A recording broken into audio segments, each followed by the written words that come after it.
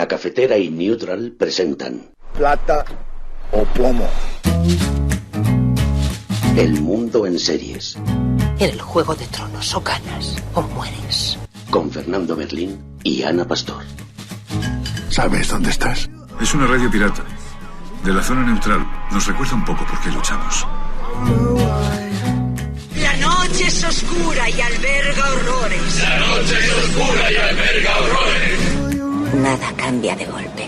Si estuvieras en una bañera que se calienta poco a poco, morirías hervida sin darte cuenta. Estamos juntos. Somos un trío. Nosotros vivimos románticamente juntos. Hola, habla con Walter White. Usted dijo que estaba casi muerto, ¿vale? Dijo que moriría en cualquier momento.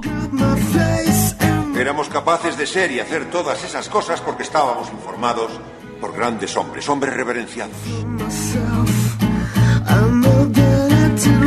Plata o plomo, el mundo a través de las series de televisión, a través de las películas, a través de los documentales, con Ana Pastor Neutral. Ana Pastor, buenos días. Muy buenos días.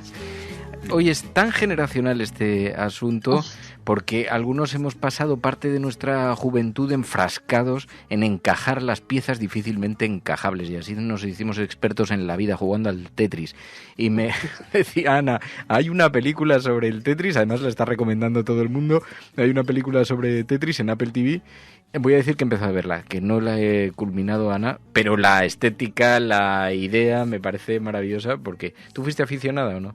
Sí, al Tetris sí, igual que te digo que a otros muchos a los que tú juegas, ¿no? Pero al Tetris sí, y de hecho gran parte de la propuesta es porque me recuerda un poco, ahora voy a explicar de qué va, pero me recuerda un poco a ti en tus inicios y tu radiocable y la primera radio por internet. O sea, creo que aunque hay una intrahistoria que tiene que ver con la Guerra Fría, hay mucho de pioneros, y entonces yo he dicho, este es como nuestro Fer, que fue muy pionero en un ámbito en el que casi nadie había pisado suelo lunar, y tú lo hiciste, ¿no? Entonces, en esto se parece un poquito. Soy un líder mediático. Los jóvenes no lo recuerdan, pero les animo a que lo busquen en YouTube.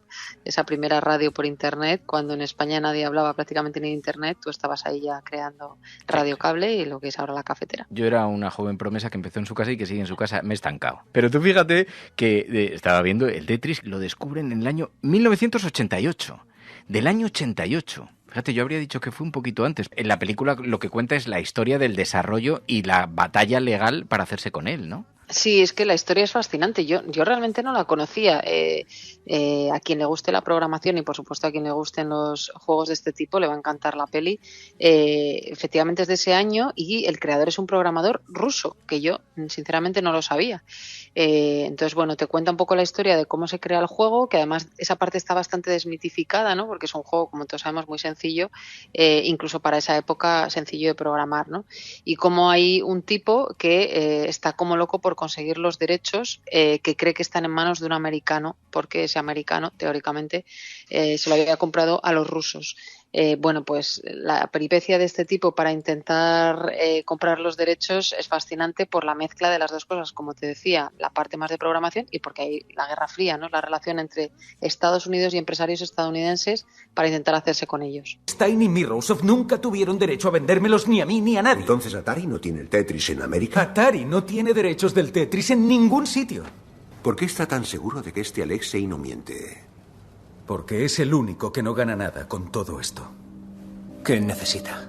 Que ustedes y sus talonarios se suban a un avión a Moscú conmigo. Me decías, la atmósfera te había gustado especialmente, ¿por qué? Sí, porque hace un guiño, cualquiera que tenga en su cabeza el color y la distribución del Tetris, ¿no? Así tan sencilla, hace muchos guiños estéticos en el grafismo.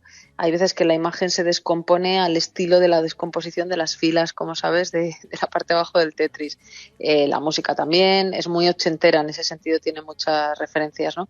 Pero además te cuenta una historia, como te digo, que yo no conocía, ¿no? Y Hank Rogers, que es un diseñador de videojuegos, que es el protagonista, que por cierto yo decía, ¿de qué me suena? Y es que sale también en Rocketman, la peli de Elton John, realmente es el que se tiene que poner a mirar dónde está el origen de los derechos y descubre que es en la Rusia comunista, entonces en la URSS, vamos, y es muy, muy complicado conseguirlo, nada menos que convencer a la URSS de que le venda a una empresa americana los derechos, ¿no? Aparece, de hecho, hay un cameo, obviamente, de un actor, ¿no?, del Real de Gorbachev. ¿Y estás aquí para salvar a mi país? Cuando deje entrar por la puerta a los capitalistas, nunca se marcharán. ¿Y qué eres tú? Como ha dicho, soy su amigo. Proponemos un trato justo sin intercambio de dinero. Ustedes reciben los derechos de nuestras enciclopedias Collier y nosotros el juego. Un intercambio de intereses. Te agradezco tu benevolencia, Robert, pero mi país está roto. Mi pueblo quiere libertad. Libertad para votar, para elegir su destino. El comunismo nunca pretendió quitar la libertad. Pero por desgracia se interpuso la codicia humana. El mundo está cambiando, señores, y la Unión Soviética no se quedará atrás.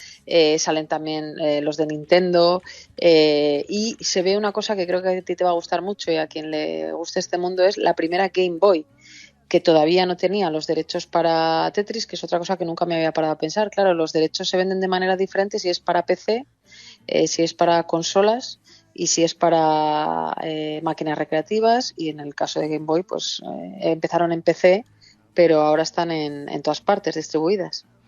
Está basada en esta historia real del comercial de videojuegos estadounidense Hank Rogers, y cuando descubre el Tetris en el año 88 se dispone a hacer que el juego que esté disponible en todo el mundo, y se mete en una red de mentiras, corrupción. Claro, he estado leyendo algunas críticas, decían es una historia que mezcla un film de espías, aprovechando ese contexto de la Guerra Fría, algunos puntos de comedia, muy refrescantes también, y con ese ritmo del Tetris. Dice, para el que lo conozca le va a gustar, para el que no conozca los videojuegos o no le interese mucho, le va a parecer una gran película, porque tiene como muchos géneros entremezclados.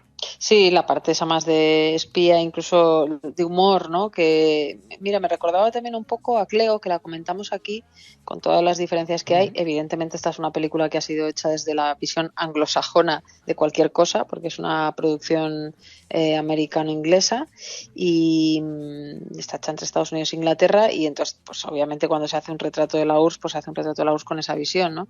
Pero vamos, que me parece un acierto. Yo no la conocía, de hecho lleva estrenada no mucho tiempo, se anunció en el año 20 que la iban a hacer, y finalmente ha sido Apple la que la está distribuyendo en su plataforma, pero creo que te ayuda a comprender también, no solo en la lucha de los derechos, que lo hay en todas partes, lo hay con la distribución de películas, bueno, que te voy a contar, en el tema de YouTube hoy en día, de utilizar imágenes de las que tienes derechos o no, incluso la música, que por cierto aquí también la banda sonora tiene un punto muy ochentero y muy a favor, jugando incluso con la propia sintonía, que quien la tenga en la cabeza del Tetris también respira mucho de eso la peli, y me ha gustado mucho un momento en el que cuando conoce al ingeniero que hace, ¿no?, ahí en su país, está en Moscú, y entonces crea este juego como un divertimento, entre comillas, cómo se ve cómo lo está programando, ¿no?, y cómo van cambiando las fichas, que es una cosa, claro, en ordenadores de aquella época, en aquel país de aquella época, nada tiene nada que ver con la programación que vemos hoy, pero sí que respira un poco lo mismo, ¿no? Yo cuando me giro en Neutral y veo a los nuestros programando,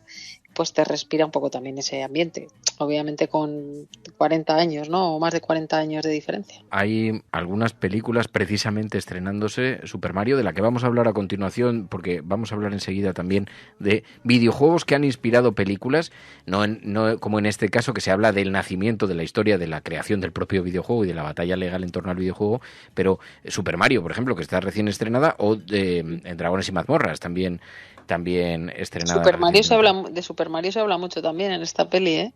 A tope, no voy a contar mucho, pero también se toca, o sea que... Sí.